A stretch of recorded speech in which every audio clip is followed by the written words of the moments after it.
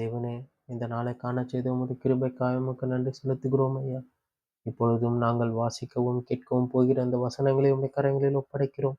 இந்த வசனங்களின் மூலியமாய் நீர் எப்படி எங்களோடு பேச விரும்புகிறீரோ நீர் பேசும். உம்முடைய வசனங்கள் எங்கள் இருதயத்தை புடமிட்டு உமக்கென்று எங்களை அர்ப்பணிக்க நீர் கிருபையை தந்து காத்துக்கொள்ளும்படியா என் மீட்பும் இரட்சகருமாகிய இயேசுவின் நாமத்தில் ஜெபிக்கிறேன் பிதாவே.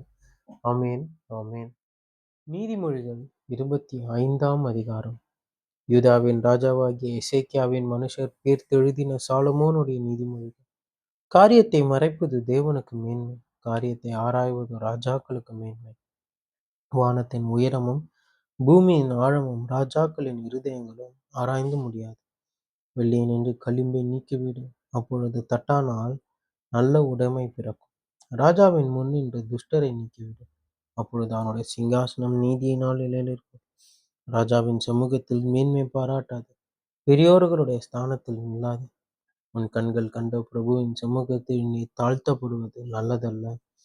அவன் உன்னை பார்த்து மேலே வா என்று சொல்வதே உனக்கு மேன்மை. வழக்காட பதற்றமாய் போகாதே. முடிவிலே உன் அயலான் உன்னை வெட்கப்படுத்தும் போது நீ என்ன செய்யலாம் என்று திகைப்பாயே. நீ உன் அயலானுடனே மாத்திரம் உன் வியாஜ்யத்தை குறித்து வழக்காடு, மற்றவனிடத்தின் ரகசியத்தை வெளிப்படுத்தாது. மற்றபடி அதை கேட்கிறவன் உன்னை நிந்திப்பான். உன் அவமானம் உன்னை விட்டு நீங்காது. ஏற்ற சமயத்தில் சொன்ன வார்த்தை வெள்ளித்தட்டில் வைக்கப்பட்ட பொற்பழங்களுக்கு சமானம். கேட்கிற செவிக்கு ஞானமாய் கடிந்து கொண்டு புத்தி சொல்லுகிறவன் பொற்கடுக்கனுக்கும் அபரஞ்சி பூஷணத்திற்கும் சரி.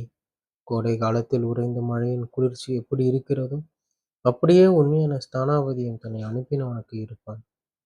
அவன் தன் எஜமான்களுடைய ஆத்மாவை குளிர பண்ணுவான். கொடுப்பேன் என்று சொல்லி அவன் கொடாமல் இருக்கிற வஞ்சகன் மழையில்லாத மேகங்களுக்கும் காற்றுக்கும் சரி. நீண்ட பொறுமையினால் பிரபுவையும் சம்மதிக்க பண்ணலாம். இனிய நாவு எழும்பையும் நொறுக்கும். தேனை கண்டுபிடித்தாயானால் மட்டாய் சாப்பிடு, மிதமிஞ்சி சாப்பிட்டால் வாந்தி பண்ணுவாய்.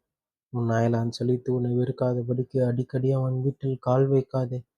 பிறனுக்கு விரோதமாய் பொய் சாட்சி சொல்லுகிற மனுஷன் தண்டாயுதத்துக்கும் கட்கத்துக்கும் கூர்மையான அம்புக்கும் ஒப்பானவன். ஆபத்து காலத்தில் துரோகியை நம்புவது உடைந்த பழுக்கும் மொழி புரண்ட காலுக்கும் சமானம். மனதுக்கம் உள்ளவனுக்கு பாட்டுகளை பாடுகிறவன் குளிர்காலத்தில் வஸ்திரத்தை களைகிறவனைப் போலவும் விடிய பெண் மேல் வார்த்த காடியைப் போலவும் இருப்பான். உன் சத்துரு பசியாயிருந்தால் அவனுக்கு புசிக்க ஆகாரம் கொடு, அவன் தாகமாயிருந்தால் குடிக்க தண்ணீர் கொடு. அதனால் நீ அவன் தலையின் மேல் எரிகிற தழல்களை குவிப்பாய். கர்த்தர் உனக்கு பலனளிப்பார். வடகாற்று மலையையும் புறங்கூறுகிற நாவு கோப முகத்தையும் பிறப்பிக்கும்.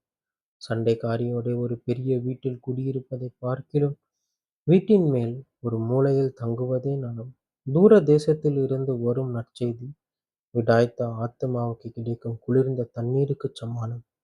துன்மார்க்கருக்கு முன்பாக நீதிமான் தள்ளாடுவது கலங்கின கிணற்றுக்கும் கெட்டுப்போன சுனைக்கும் ஒப்பாகும்.